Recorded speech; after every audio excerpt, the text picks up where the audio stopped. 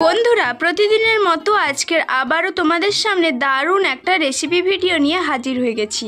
আজকের কিন্তু আমি তোমাদের সামনে নিয়ে এসেছি কাঁচা আমের প্লাস্টিক চাটনি।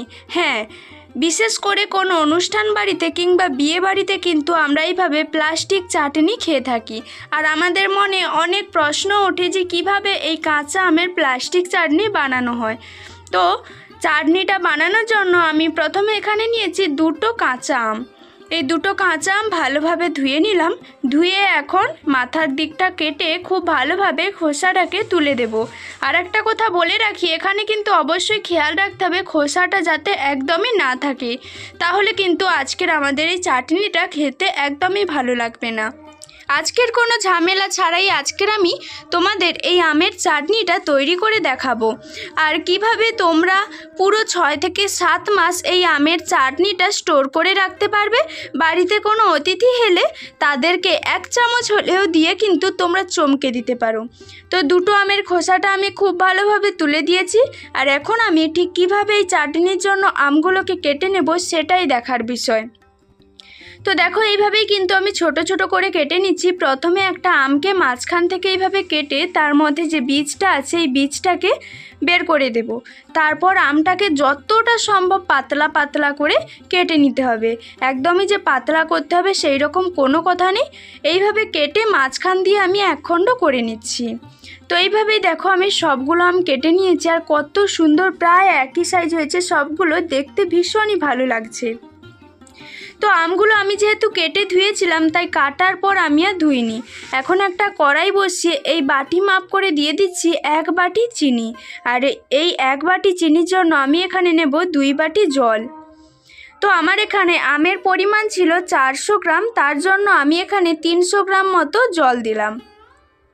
তো জলটা দিয়ে খুব ভালোভাবে একটু নাড়াচাড়া করে নেব। আর এখানে দিয়ে দেব এখন কিছুটা পরিমাণ মৌরি দিলে কিন্তু এই চাটনিতে খুব সুন্দর একটা ফ্লেভার আসে। এখন দিয়ে দিচ্ছি লবণ। যদি আম বেশি টক হয় তাহলে কিন্তু এখানে অবশ্যই বেশি করে চিনি আর লবণ দিতে হবে।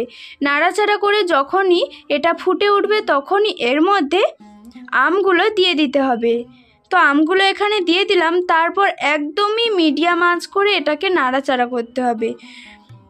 একটু নাড়াচাড়া করে এর মধ্যে অল্প পরিমাণ, একদমই অল্প, 1/2 চামচের আরও হাফ এখানে হলুদ গুঁড়ো দিলাম। আর অল্প পরিমাণ দিয়ে দিচ্ছি লাল লঙ্কার গুঁড়ো।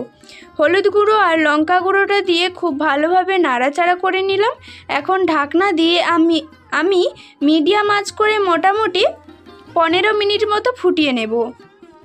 তো ফিরে এসেছি। দেখো আমটা এখনই কত সুন্দর, পুরো প্লাস্টিকের মতো, এতটা সুন্দর হয়েছে যে খুন্তিটা দেখা যাচ্ছে।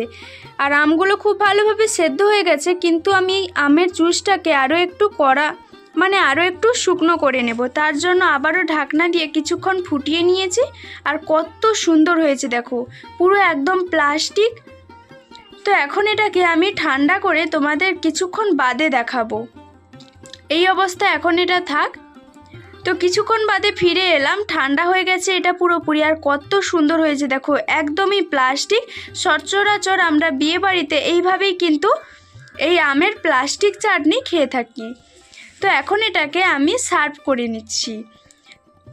তো বন্ধুরা, আজকের ভিডিওটা যদি তোমরা ফেসবুক পেজ থেকে দেখো অবশ্যই পুতুল ফ্যামিলির পেজটাকে ফলো করে লাইক কমেন্ট করে পাশে থাকবে। ইউটিউব থেকে দেখলে ভিডিওটা যদি ভালো লাগে অবশ্যই একটা লাইক করবে আর কমেন্টে জানাবে আজকের রেসিপিটা তোমাদের কেমন হয়েছে।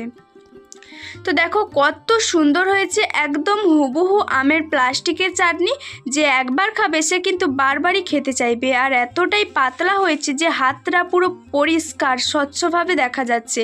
আর ভীষণই নরম হয়েছে, খালি মুখেও যে কেউ একবার পেলে খেয়ে নেবে। তো অনেকটা টেস্টি হয়, তোমরা একবার অন্তত এইভাবে বানাবে। তো এখন আমি এটার স্বাদ আরও একটু দ্বিগুণ করার জন্য এখানে 1 মুঠো মতো কাজু বাদাম আর 1 মুঠো মতো কিশমিশ দিয়ে দিলাম।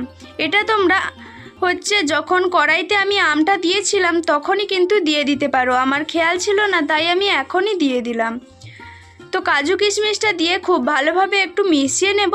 তো এখন এটাকে আমি কিভাবে সংরক্ষণ করব 6 থেকে 7 মাস সেটাই দেখার বিষয়। তো এইরকম একটা কাঁচের পাত্রে আমি ভালোভাবে ধুয়ে জলটাকে মুছে এর মধ্যে 6 থেকে 7 মাস রেখে দেব। আজকের ভিডিওটা এই পর্যন্ত।